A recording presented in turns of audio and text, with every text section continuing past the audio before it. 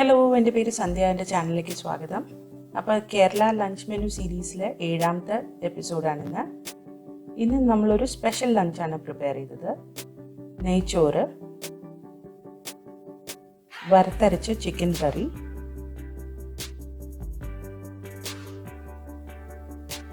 പിന്നെ കുറച്ച് പിക്കിളും ചട്നിയും കുറച്ച് സാലഡും. ഇത്രയാണ് ഇന്ന് ഉണ്ടാക്കിയത്. പിന്നെ ആവശ്യമുള്ള സാധനങ്ങളുടെ ലിസ്റ്റ് ഡിസ്ക്രിപ്ഷൻ ബോക്സിൽ കൊടുത്തിട്ടുണ്ട്. എൻ്റെ ചാനൽ സബ്സ്ക്രൈബ് ചെയ്തിട്ടില്ലെങ്കിൽ സബ്സ്ക്രൈബ് ചെയ്യുക, ബെൽ ബട്ടൺ ക്ലിക്ക് ചെയ്യുക, ലൈക്ക് ഷെയർ കമൻറ്റ് ചെയ്യുക. അപ്പോൾ നമുക്ക് വീഡിയോയിലേക്ക് കടക്കാം.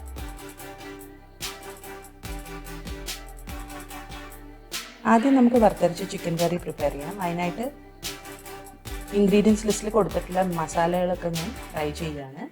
ഇതൊന്ന് ചോക്കയെ വറുത്തിട്ട് ഇതിലേക്ക് നമുക്ക് കുറച്ച് തേങ്ങയും കൂടി ചേർത്ത് വറുക്കണം.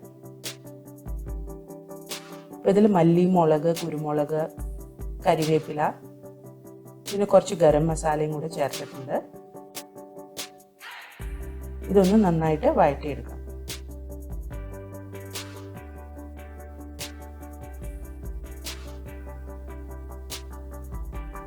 മസാലയൊക്കെ നന്നായിട്ട് ചുവന്ന് കഴിയുമ്പോൾ അതിലേക്ക് കുറച്ച് വെളുത്തുള്ളിയും ഉള്ളിയും ചേർക്കാം.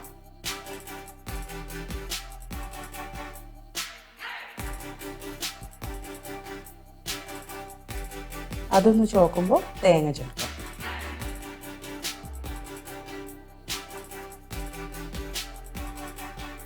ഇനി ഇത് തേങ്ങ നന്നായിട്ട് ചുവന്ന് വരുന്ന വരെ നമുക്കിതൊന്ന് വറുത്തെടുക്കണം. തേങ്ങ നന്നായി ചുവന്ന് വന്നിട്ടുണ്ട്. ഇനി നമുക്ക് ഗ്യാസ് ഓഫ് ചെയ്തിട്ട് ഇത് തണുത്തതിന് ശേഷം മസാല അരച്ചെടുക്കാം.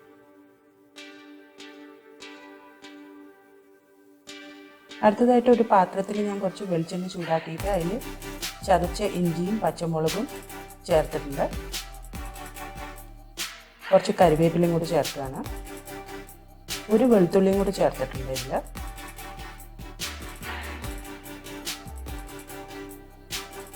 ഇതൊന്ന് മൂക്കുന്ന വരെ നമുക്കൊന്ന് വഴറ്റിയെടുക്കാം.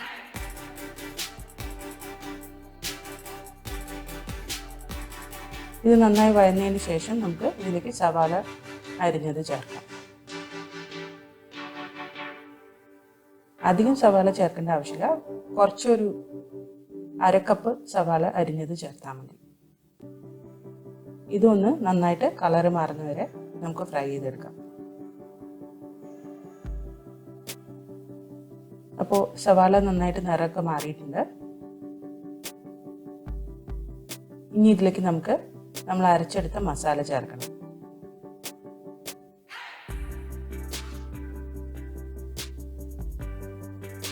അപ്പം ഞാൻ മസാല ചേർക്കുകയാണ്.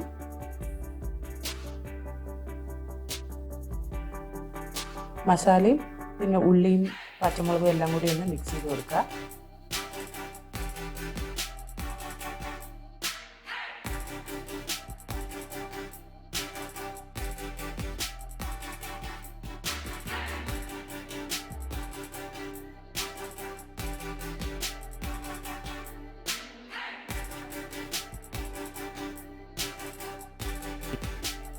ഇനി മസാലയും ചിക്കനും കൂടെ നന്നായി മിക്സ് ചെയ്തിട്ട് കുറച്ച് നേരം കുക്ക് ചെയ്യാം.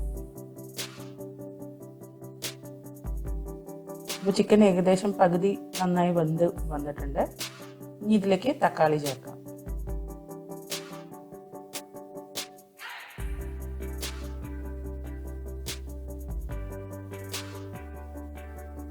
തക്കാളി ഒന്ന് വാടുന്ന വരെ നമുക്കിതൊന്ന് കുക്ക് ചെയ്തെടുക്കാം.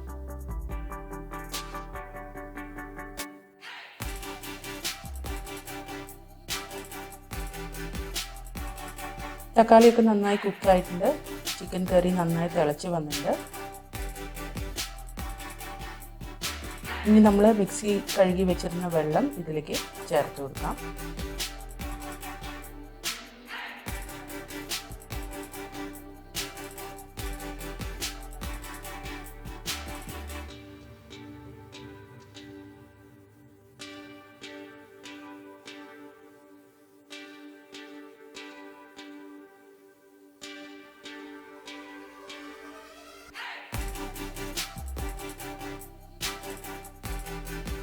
കുറച്ചുകൂടി വെള്ളം ചേർക്കുന്നുണ്ട്. നന്നായിട്ട് മിക്സ് ചെയ്തിട്ട് ഇതൊന്ന് നന്നായിട്ട് തിളച്ച് വരട്ടെ.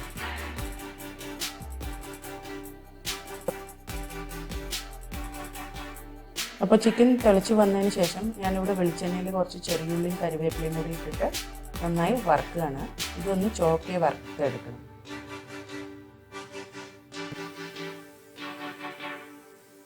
അപ്പോൾ ചെറിയുള്ളി നന്നായിട്ട് ചോക്കുന്നവരെ വറുത്തെടുത്തിട്ടുണ്ട്.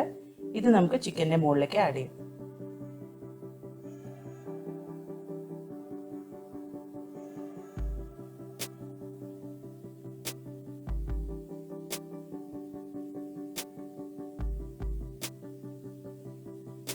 ഇതും കൂടി ഒന്ന് നന്നായി മിക്സ് ചെയ്ത് കഴിഞ്ഞ് കഴിഞ്ഞാൽ നമുക്ക് ചിക്കൻ അടുപ്പത്ത് നിന്ന് ഇറക്കി വയ്ക്കാം.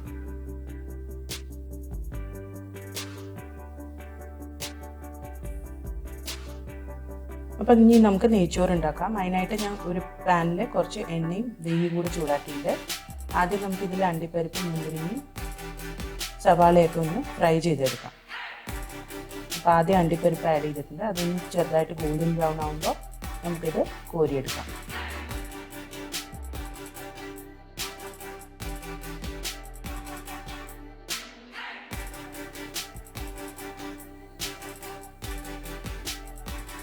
ഇതേപോലെ തന്നെ മുന്തിരിങ്ങയും നമുക്ക് ഫ്രൈ ചെയ്തെടുക്കാം.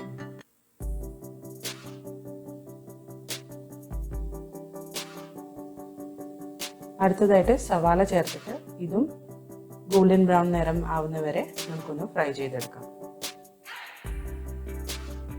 ഇപ്പോൾ സവാള റെഡി ആയിട്ട് അത് മാറ്റി വയ്ക്കാം. അതേ പാനിനെ അടുപ്പത്ത് വെച്ചിട്ടുണ്ട്. അതിലേക്ക് നമുക്ക്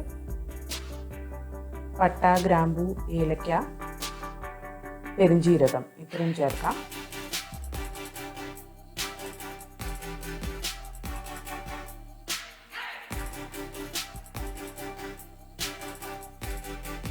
അതൊന്ന് മൂത്ത് നല്ല മണം വരുമ്പോൾ നമുക്ക് അടുത്ത ഇൻഗ്രീഡിയൻസ് ചേർക്കാം. അതായത് ഇഞ്ചിയും വെളുത്തുള്ളിയും കൂടെ ചതച്ചത്.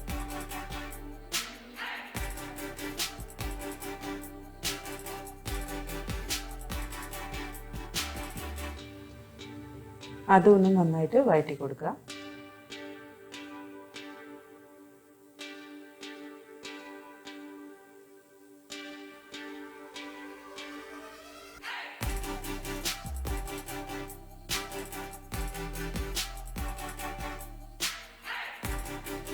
ഇനി ഇതിലേക്ക് നമുക്ക് കുറച്ച് സവാള ചേർക്കാം. അതുകൂടി ഒന്ന് കളർ മാറുന്ന വരെ വഴറ്റിയെടുക്കാം.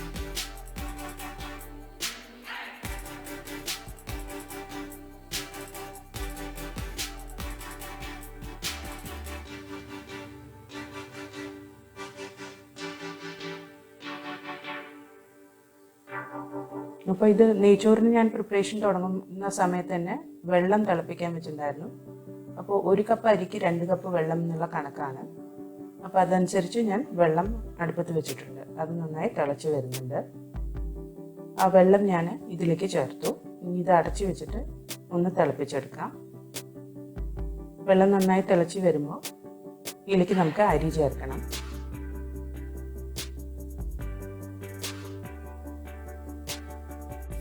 വെള്ളം തിളച്ച് വരുമ്പോൾ അതിലേക്ക് ആവശ്യമുള്ള ഉപ്പ് ചേർത്തിട്ട് അതൊന്ന് ടേസ്റ്റ് ചെയ്ത് നോക്കുക. ആവശ്യമുണ്ടെങ്കിൽ കുറച്ചും കൂടി ചേർക്കുക.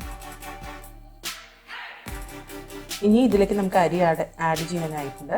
അപ്പോൾ അത് ജീരകശാല അരിയാണ് ഞാനിവിടെ ഉപയോഗിച്ചിരിക്കുന്നത്. അത് 20 മിനിറ്റ് നേരം വെള്ളത്തിൽ കുതിർത്തി വെച്ചിട്ട് വെള്ളം കളഞ്ഞതിന് ശേഷമാണ് ഇതിലേക്ക് ആഡ് ചെയ്യുന്നത്. ഇനി ഇതിലേക്ക് നമുക്ക് നെയ്യ് ചേർക്കാം.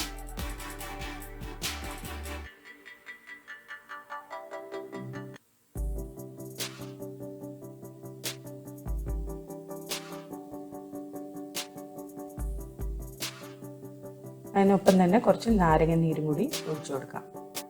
നാരങ്ങ നീര് ഒഴിച്ചു കഴിഞ്ഞാൽ അരി നല്ല വെള്ളയായിട്ട് ഇരിക്കുകയും ചെയ്യും, ഒട്ടി പിടിക്കുകയില്ല. അപ്പം അതിനു വേണ്ടിയാണ് ഇത് ഒഴിക്കുന്നത്. അതും കൂടി നന്നായി ഒന്ന് മിക്സ് ചെയ്ത് കൊടുക്കുക.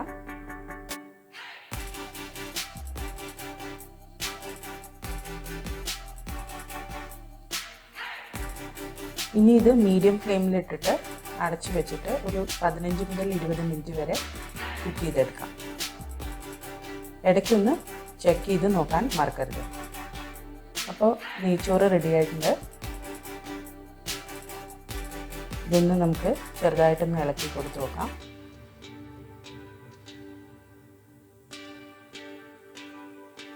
മെല്ലെ വേണം ഇളക്കാൻ, ഇല്ലെങ്കിൽ അരി കുഴഞ്ഞു പോകും. ഇനി ഗ്യാസ് ഓഫ് ചെയ്യാം. നമ്മൾ വറുത്ത് വെച്ച സവാളയും അണ്ടിപ്പരിപ്പും മുന്തിരിങ്ങയും കൂടി ഇതിലേക്ക് ചേർത്ത് കൊടുക്കാം.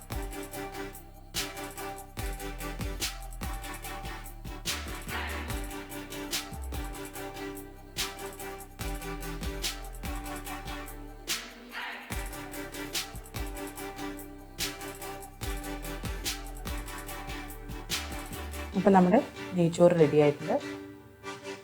ഇതിനി ഇങ്ങനെ തന്നെ അടച്ചു വെച്ചിട്ട് വിളമ്പാൻ നേരത്ത് തുറന്നാൽ മതി.